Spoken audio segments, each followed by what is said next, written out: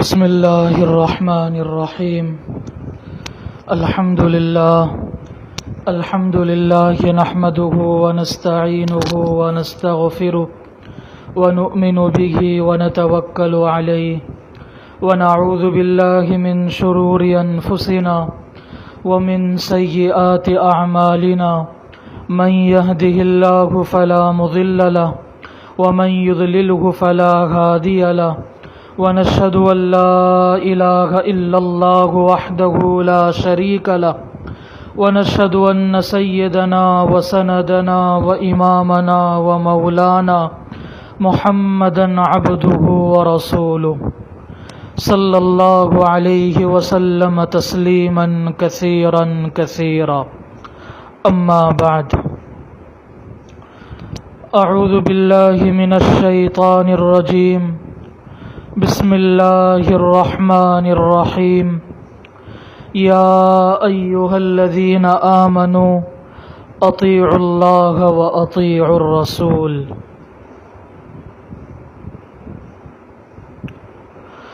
صدق اللہ العظیم۔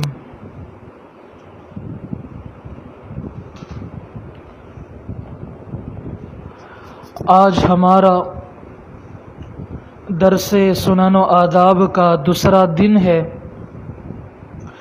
گزشتہ کل اللہ تعالیٰ کے ہم پر کیا کیا حقوق تھے، ان حقوق کا مختصر تذکرہ ہمارے سامنے ہوا۔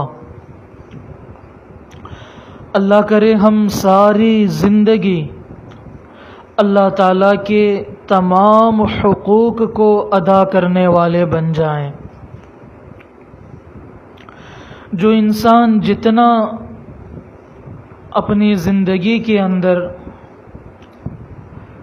ہر کسی کا حق مکمل ادا کرنے کی کوشش کرے گا، وہ انسان بالیقین اللہ تعالیٰ کے یہاں پر کامیاب ہے۔ آج دوسرا دن ہے اور آج ہمیں نبی علیہ الصلاۃ والسلام کے وہ حقوق جو ہم پر ہیں اور ہمیں پتہ بھی نہیں ہوتا کہ ہم پر نبی علیہ الصلاۃ والسلام کے کیا کیا حقوق ہیں، اسی لیے دوستو آج نبی علیہ الصلاۃ والسلام کے حقوق کا تذکرہ ہوگا۔ اپنے بڑوں سے ایک عجیب بات ہم نے سنی کہ اگر اس دنیا کے اندر محبوب صلی اللہ علیہ وسلم کو پیدا کرنا نہ ہوتا تو اللہ تعالیٰ بالیقین اس دنیا کو نہ بناتے۔ یعنی اگر محسن انسانیت حضرت محمد مصطفیٰ صلی اللہ علیہ وسلم نے دنیا میں جلوہ افروز نہ ہونا ہوتا تو یہ جن و بشر، شمس و قمر، شجر و حجر، بحر و بر، پھولوں کی مہک، چڑیوں کی چہک، سبزے کی لہک، سما و سمک، رفعت و پستی، خوشحالی و بدبختی، زمین کی نرمی، سورج کی گرمی، دریا کی روانی، کواکب آسمانی، خزاں و بہار، نباتات و جمادات، جواہر و معدنیات، جنگل کے درندے، ہوا کے پرندے، غرض کائنات کی کسی چیز کا نام و نشان بھی نہ ہوتا۔ جب نبی علیہ الصلاۃ والسلام کی خاطر اللہ تعالیٰ نے اتنا سب کچھ پیدا کیا تو دوستو ہم پر ضروری ہے کہ ہم نبی علیہ الصلاۃ والسلام کا ایک ایک حق معلوم کریں اور اپنی زندگی میں ان تمام حقوق کو ادا کرنے والے بن جائیں۔ آج کی اس مجلس میں تقریباً 11 بڑے ان حقوق کو بیان کیا جائے گا جو نبی علیہ الصلاۃ والسلام کے ہم پر ہیں۔ قرآن پاک میں اللہ تبارک و تعالی ارشاد فرماتے ہیں لِتُؤْمِنُوا بِاللَّهِ وَرَسُولِهِ، اس آیت کے پیش نظر نبی علیہ الصلاۃ والسلام کا سب سے پہلا حق یہ معلوم ہوتا ہے کہ بندہ نبی علیہ الصلاۃ والسلام پر ایمان لے کر آئے۔ نبی علیہ الصلاۃ والسلام کی متعلق جو ایمان لانا ہے، اگر اس ایمان کے اندر نبی علیہ الصلاۃ والسلام کو برحق سمجھنے میں، نبی علیہ الصلاۃ والسلام کا اللہ تعالیٰ کا رسول اور نبی سمجھنے میں ذرہ برابر بھی شک ہوگا تو بالیقین بظاہر اس انسان نے اپنا نام مسلمانی نام کیوں نہ رکھا ہو، اس کے سر پر ٹوپی کیوں نہ ہو، اس کے جسم پر اسلامی لباس کیوں نہ ہو، اس کا چال ڈھلن پورا کا پورا اسلام کے مطابق کیوں نہ ہو، لیکن نبی علیہ الصلاۃ والسلام کے ایمان لانے کے متعلق اگر یہ اس حق میں ذرہ برابر بھی کمزور ہے، ناقص ہے، تو دوستو اس کا ایمان بالکل قابل اعتبار نہیں ہے۔ تو نبی علیہ الصلاۃ والسلام کا پہلا حق یہ ہے کہ بندہ نبی علیہ الصلاۃ والسلام پر ایمان لے کر آئے۔ اب ایمان نبی علیہ الصلاۃ والسلام پر لانا یعنی اللہ تعالیٰ نے اپنے محبوب جناب محمد الرسول اللہ صلی اللہ تعالی علیہ وسلم کو جو اپنا نبی اور رسول بنایا، اس میں ہمیں ذرہ برابر بھی شک نہیں ہونا چاہیے۔ پھر اس ایمان کے مختلف شاخیں ہیں، اور انہی کو ہم یہ سمجھیں کہ جو نبی علیہ الصلاۃ والسلام کے اعتبار سے ہم پر وہ شاخیں بطور حق ہیں، اور ہمیں اپنی زندگی میں ان حقوق کو ادا کرنے کی پوری کوشش کرنی ہے، جس میں سب سے پہلا حق یہ ہے بندے پر کہ وہ نبی علیہ الصلاۃ والسلام پر کامل ایمان لے کر آئے۔ دوسرا حق نبی علیہ الصلاۃ والسلام کا کیا ہے؟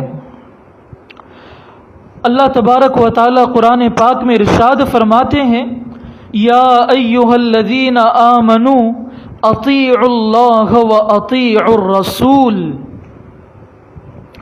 دوسرا حق بندے پر یہ ہے نبی علیہ الصلاۃ والسلام کا کہ بندہ نبی علیہ الصلاۃ والسلام کی کامل اطاعت اور کامل پیروی کرے۔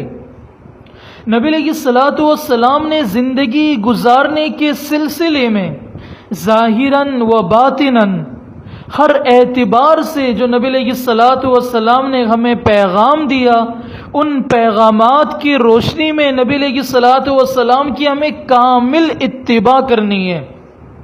نبی علیہ آسان لفظوں میں یوں سمجھ لیجئے کہ ہمیں قدم قدم پر اپنی زندگی کو سنتوں سے مزین کرنا ہے، اور یہ سنتوں سے اپنی زندگی کو مزین کرنا یہ بندے پر نبی علیہ الصلاۃ والسلام کا حق ہے۔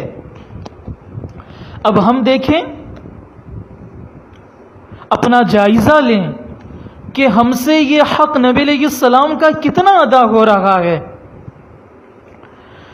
کھانے میں، پینے میں، سونے میں، چلنے میں، عبادات ہو یا معاشرت ہو، اخلاقیات ہو یا ایمانیات ہو، معاملات ہو، جو کچھ بھی ہو، دوستو ہم دین کے ہر شعبے میں، دنیا میں قدم قدم پر ہم نے نبی علیہ الصلاۃ والسلام کی کامل اطاعت چھوڑ دی ہے، جس کی بنیاد پر ہم نے نبی علیہ الصلاۃ والسلام سے جو خصوصی فیض ہمارے قلب میں آنا چاہیے تھا، یہی اطاعت کا نہ کرنا اس حصول فیض کے اندر رکاوٹ بنا ہوا ہے۔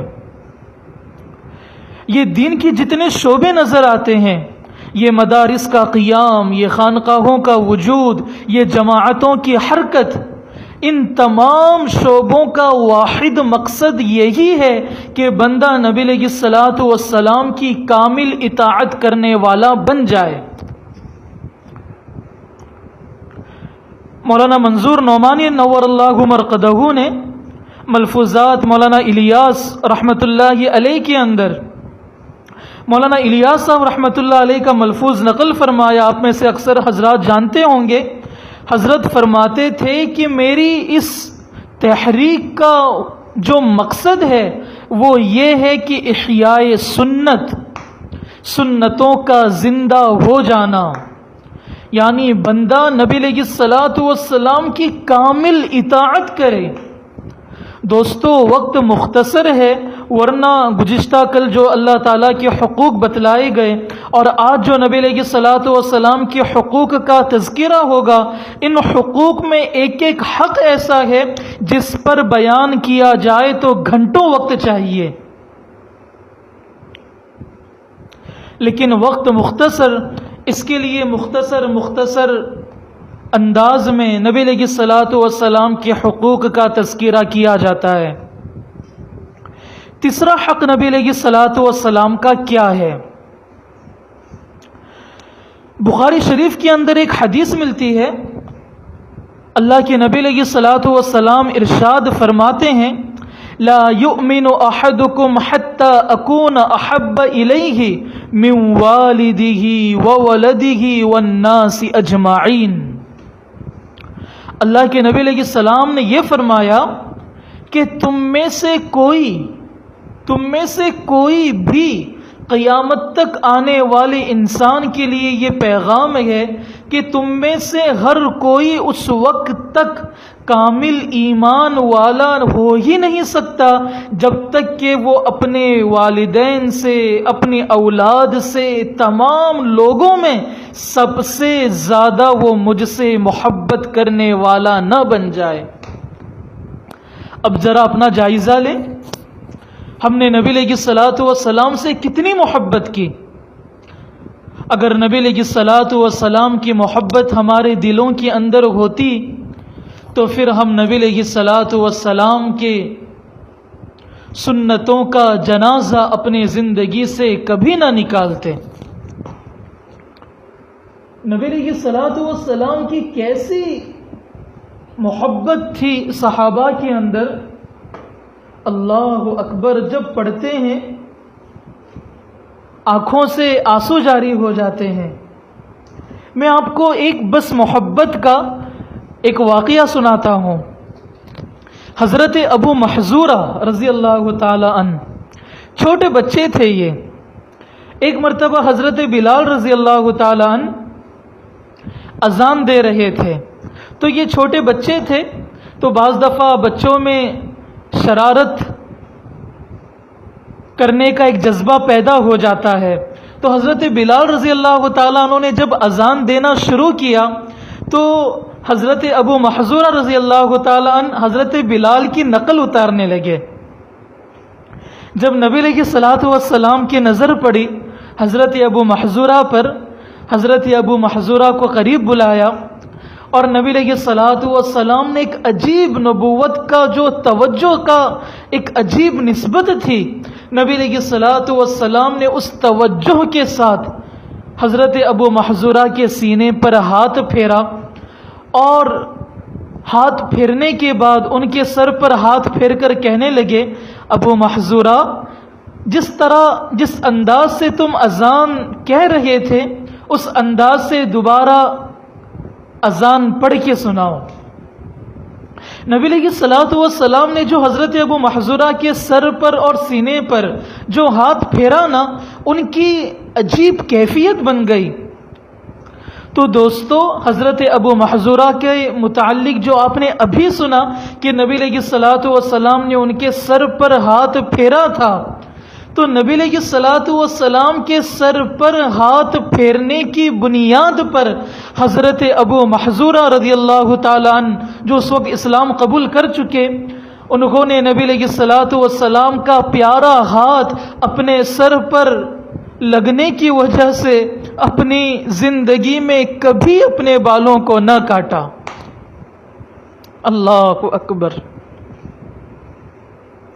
حضرت ابو محذورہ کے سر کے سامنے کے حصے میں بالوں کا اس قدر لمبا گچھا تھا کہ جب آپ ابو محذورہ زمین پر بیٹھ کر اپنے بالوں کو کھولتے تو وہ بال زمین پر لگ جاتے۔ ایک مرتبہ کسی نے پوچھا آپ ان بالوں کو کٹواتے کیوں نہیں؟ آپ نے جواب دیا میرے ان بالوں کو نبی علیہ الصلوۃ والسلام نے ایک مرتبہ پیار سے پکڑا تھا، اس کے بعد میں نے پوری زندگی بھر انہیں نہیں کٹوایا۔ دوستو یہ عشق و ادب کی انتہا ہے، یہ محبت کی ایک عجیب مثال ہے۔ تو ہمیں چاہیے کہ ہم نبی علیہ الصلوۃ والسلام سے سچی محبت کرنے والے بن جائیں۔ نبی علیہ الصلوۃ والسلام کا چوتھا حق کیا ہے؟ مشکوٰۃ شریف کے اندر ایک حدیث ملتی ہے، انا قائد المرسلین ولا فخر۔ اس حدیث کے سلسلے کو اگر سامنے رکھ کر سوچا جائے تو نبی علیہ الصلوۃ والسلام کا ایک حق ہمیں یہ معلوم ہوتا ہے کہ نبی علیہ الصلوۃ والسلام کو ساری دنیا میں سب سے افضل ہونے کا عقیدہ ہمیں رکھنا چاہیے۔ خود نبی علیہ السلام نے ارشاد فرمایا انا قائد المرسلین۔ تو دوستو نبی علیہ الصلوۃ والسلام کے متعلق یہ عقیدہ ہونا چاہیے کہ نبی علیہ الصلوۃ والسلام سب سے افضل ہیں۔ تو 4 حقوق جن کا میں دوبارہ مذاکرے کے طور پر عرض کرتا ہوں۔ سب سے پہلا حق یہ ہے کہ نبی علیہ الصلوۃ والسلام پر کامل ایمان لانا۔ دوسرا حق نبی علیہ الصلوۃ والسلام کی کامل اطاعت و پیروی کرنا۔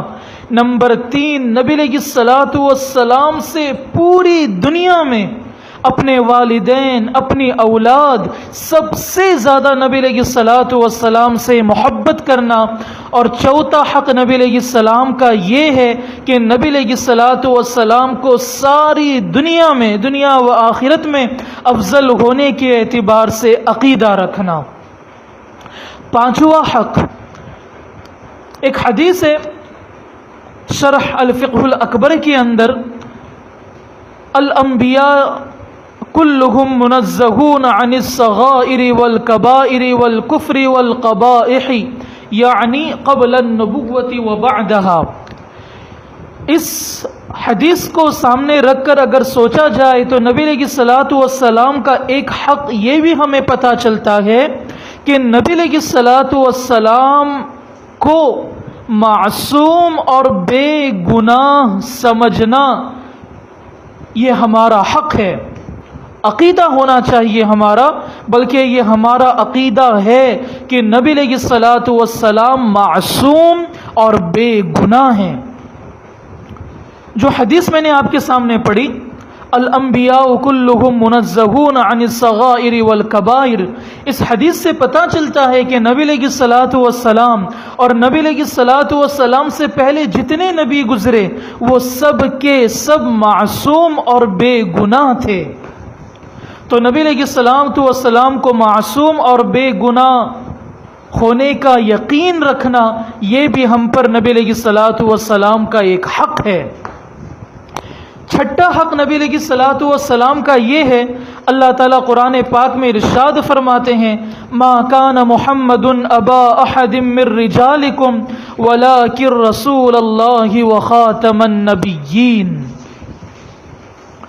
نبی علیہ الصلوۃ والسلام کے متعلق یہ عقیدہ بھی رکھنا چاہیے کہ نبی علیہ الصلوۃ والسلام اس دنیا کے اندر آخری نبی ہیں۔ نبی علیہ الصلوۃ والسلام کے بعد کوئی نبی نہیں، تو نبی علیہ الصلوۃ والسلام کو آخری نبی ماننا یہ نبی علیہ الصلوۃ والسلام کا حق ہے۔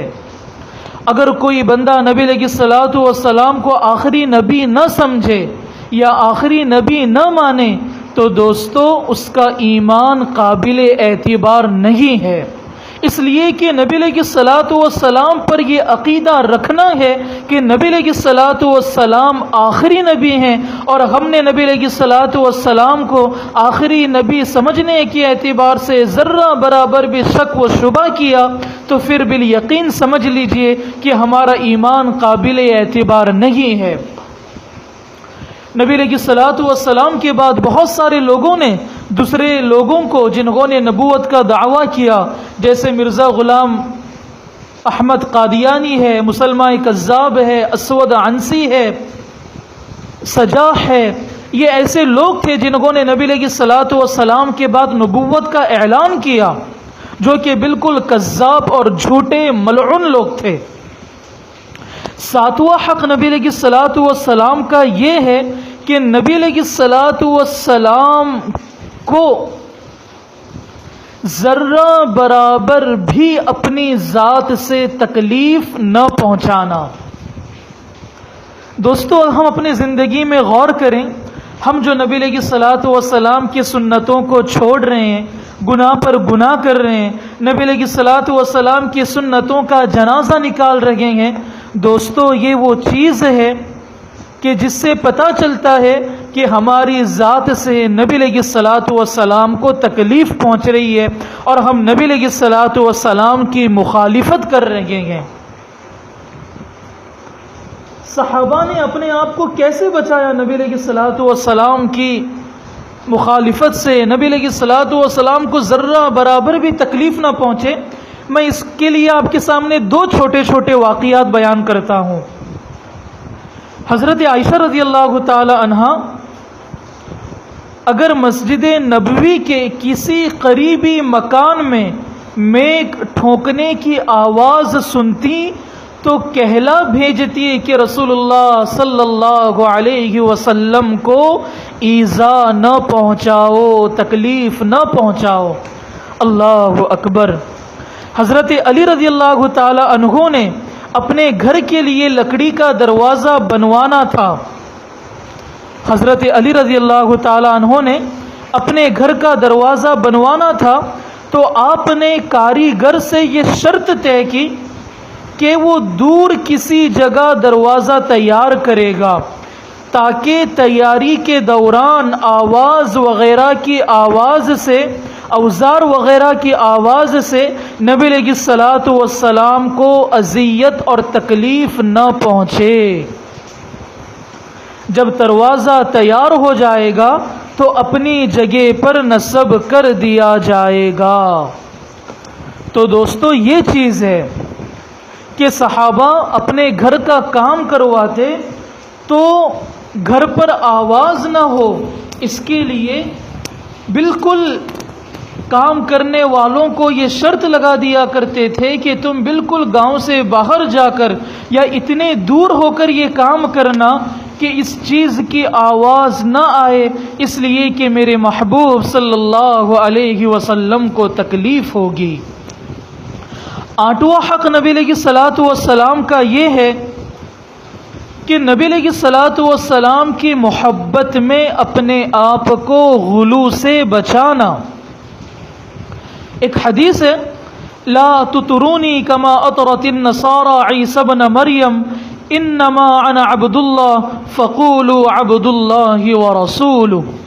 اس حدیث سے یہی پتہ چلتا ہے کہ بندہ اپنے آپ کو نبی علیہ الصلوۃ والسلام کی محبت میں غلو کرنے سے بچائے۔ بعض آج اس زمانے کے اندر ایسے لوگ ہیں جنہوں نے نبی علیہ الصلوۃ والسلام کی محبت میں اتنا غلو کیا، اتنا غلو کیا، اتنا غلو کیا کہ جو عقیدہ اللہ تعالیٰ کے متعلق رکھنا چاہیے تھا انہوں نے ان تمام عقیدوں کو نبی علیہ الصلوۃ والسلام کی محبت میں نبی علیہ الصلوۃ والسلام کے لیے خاص کر دیا۔ تو دوستو، نبی علیہ الصلوۃ والسلام کی محبت میں غلو سے بچنا یہ نبی علیہ الصلوۃ والسلام کا حق ہے۔ اور یہ جو میں یہ حق بیان کر رہا ہوں، بعض لوگ یہ کہہ سکتے ہیں کہ یہ اپنے طرف سے نکالے ہوئے حقوق بالکل نہیں، جتنے حقوق بیان کیے گئے ان میں سے ایک حق بھی ایسا میں نے بیان نہیں کیا جو کسی بزرگ کا ارشاد کردہ ہو، بلکہ یہ تمام کے تمام حقوق قرآن و حدیث کی روشنی سے ہمیں معلوم ہوتے ہیں۔ نبی علیہ الصلوۃ والسلام کا ایک حق دوستو یہ بھی ہے کہ ہم نبی علیہ الصلوۃ والسلام پر کثرت سے درود شریف پڑھیں۔ ان اللہ وملائکتہ یصلون علی النبی یا ایہا الذین آمنوا صلوا علیہ وسلموا تسلیما۔ جب اللہ نبی علیہ الصلاۃ والسلام پر درود و سلام کا نذرانہ پیش کرتے ہوں تو دوستو فرشتے پیش کرتے ہوں، تو پھر آپ اندازہ لگائیں کہ ہمیں نبی علیہ الصلاۃ والسلام پر درود شریف پڑھنے کی کتنی ضرورت ہے۔ آج بھی ہمارے اکابر کا درود شریف کا معمول بہت زیادہ ہے، لیکن افسوس کہ ہم نے اس چیز کو بھلا دیا۔ درود شریف کا ہم معمول بنائیں۔ اس کے لیے دعوت و تبلیغ کے اندر جو حضرات جڑے ہوئے ہیں یا بزرگوں سے جو تعلقات رکھتے ہیں اصلاحی اعتبار سے، آپ نے دیکھا ہوگا صبح شام کی تسبیحات بتلاتے ہیں تو اس کے اندر ایک تسبیح یہ بھی بتلائی جاتی ہے کہ وہ درود شریف پڑھے۔ درود شریف کا کیا فائدہ؟ نبی علیہ الصلاۃ والسلام نے ارشاد فرمایا، ترمذی کی حدیث ہے، دیکھیں کتنی عجیب و غریب فضیلت ہے۔ اللہ کے نبی علیہ السلام نے ارشاد فرمایا، ان اول الناس بی یوم القیامت اکثرهم علی صلاۃ، کہ قیامت کے دن میرے سب سے زیادہ قریب وہ انسان ہوگا جو مجھ پر کثرت سے درود شریف پڑھتا ہو۔ تو ہم نبی علیہ الصلاۃ والسلام پر کثرت سے درود شریف پڑھنے والے بن جائیں۔ اب کثرت کی تعداد کیا ہے؟ یہ سوال تو مولانا رشید احمد گنگوئی نور اللہ مرقدہ کا ایک قول ملتا ہے کہ 313 کا عدد یہ کثرت پر ہو جاتا ہے۔ تو ہم اپنی زندگی میں کم سے کم 313 مرتبہ درود شریف پڑھنے کا معمول بنائیں۔ جو حضرات مشائخ سے بیعت کا تعلق رکھتے ہیں ان کو چاہیے کہ انہوں نے جتنے بتلائے اسی کو اپنے معمولات میں جاری رکھیں، اور اگر بڑھانا چاہتے ہیں تو اپنے شیخ کی اجازت سے بڑھائیں۔ اسی طرح جمعہ کے دن 2 حق ہیں، ایک اللہ تعالیٰ کا اور ایک رسول صلی اللہ علیہ وسلم کا۔ اللہ تعالیٰ کا حق یہ ہے کہ بندہ سورہ کہف کی تلاوت کرے، اور نبی علیہ الصلاۃ والسلام کا حق یہ ہے کہ وہ درود شریف کثرت سے پڑھے۔ تو دوستو درود شریف کا ہم معمول بنائیں، اس لیے کہ یہ نبی علیہ الصلاۃ والسلام کا ہم پر ایک حق ہے۔ ہمارے اکابرین نے درود شریف کے ان تمام صیغوں کو جو احادیث پاک سے ہمیں ملے، ان تمام احادیث کو جمع کیا درود شریف کو، تو دوستو وہی چھپا ہوا ہے اور بہت مشہور بھی ہے، 60 درود۔ اس کو بھی پڑھنے کا معمول بنائیں۔ اسی طرح بہت سارے اکابر نے درود شریف کی بہت ساری کتابیں لکھی۔ حضرت مولانا عبدالحفیظ مکی نور اللہ مرقدہ کے خلیفہ ہیں، انہوں نے بھی اس سلسلے میں ایک کتاب لکھی ہے، بے مثال کتاب۔ اور ہم سب کے بزرگوں کے بزرگ قطب الارشاد حضرت شیخ الحدیث مولانا زکریا نور اللہ مرقدہ نے بھی فضائل اعمال کے اندر فضائل درود شریف کا خاص ایک باب باندھا ہے۔ ہم اس باب کو پڑھیں اور اپنے اندر درود شریف پڑھنے کا معمول پیدا کریں۔ نبی علیہ الصلاۃ والسلام کا ایک حق یہ ہے، مشکات کے اندر ایک حدیث ہے، احب اللہ لما یغدوکم من نعمت واحبونی لحب اللہ واحب اہل بیتی۔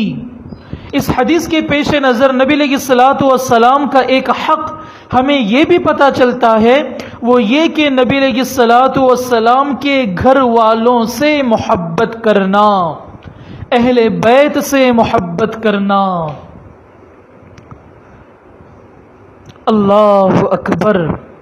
نبی علیہ الصلاۃ والسلام ارشاد فرماتے ہیں، جو اللہ سے محبت کرے گویا وہ مجھ سے محبت کی، اور جس نے مجھ سے محبت کی گویا وہ اہل بیت سے محبت کی۔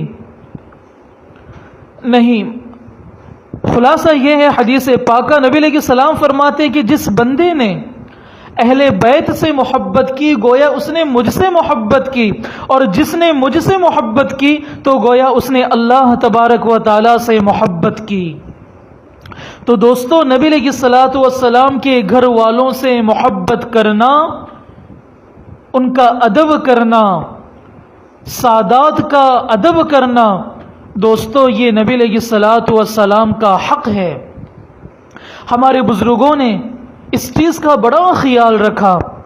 مرشد عالم پیر غلام حبیب صاحب نقشبندی نور اللہ مرقدہ کے متعلق کتاب میں یہ واقعہ ملتا ہے کہ وہ کبھی سادات میں سے جو افراد ہوتے تھے ان کو اپنے پیر دبانے کے لیے کبھی نہیں دیتے تھے۔